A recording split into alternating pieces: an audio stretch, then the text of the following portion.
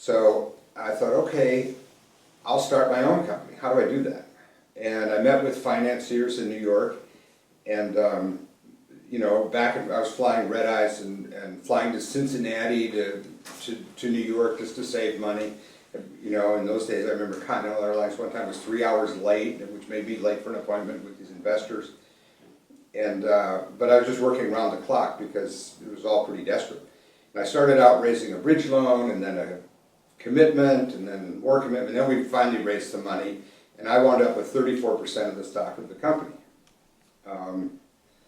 And we announced that this new syndication company in, I think we made the official announcement it was Friday the 13th, February 13, 1987.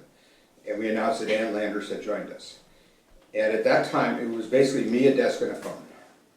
And Epi, Ann Landers' nickname was Epi.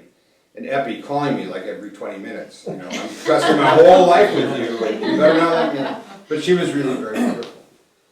And that was the beginning. What happened, you can see, if you're either Murdoch or Hearst, and you have this person, you've sold a company that consists of these high-name or high-profile columnists and cartoonists, and you're selling them. You think you have the right to sell them, and typically you do, to sell their contracts. The problem was they had 3 owners in 3 years. They had Marshall Field, they had Rupert Murdoch, and now Hearst. So they were really sick of this, and I could play off of it. I said, you know, you're not chattel. You shouldn't be bought and sold. You should make your own decisions. And so the big question they kept asking me was, how do we know that you won't just start up a company and sell it in a couple of years? I said, I give you my word. That's all I can tell you.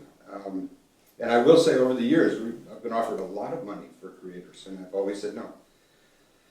So, but going back to those early days, Hearst and Murdoch lawyers were sending me letters that were very scary. You know, I remember waking up like 3 in the morning, going up to the living room couch, and my wife is a lawyer, and what she was really good at is helping me find good lawyers to fight them off, but that wasn't always so easy.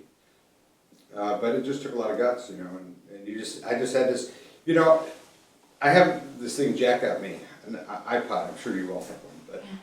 And I got these Bob Dylan songs, and I heard one that I've never heard before, but I keep listening to it over and over. It's something like, you've got to serve somebody. You always got to serve somebody. Do you all know that song? Yeah. No matter who you are, you could be president of a bank, president of a country, heavyweight champion of the world, you've got to serve somebody.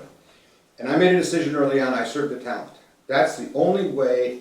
I found that by kissing ass to the corporate people, they come and go. And kissing ass to the editors, they come and go. But if you can keep, you know, Johnny Hart and Ann Landers and Herb Block and Mel Lazarus and Bob Novak and Rolly Evans happy, they will stay with you for life. And that really paid off.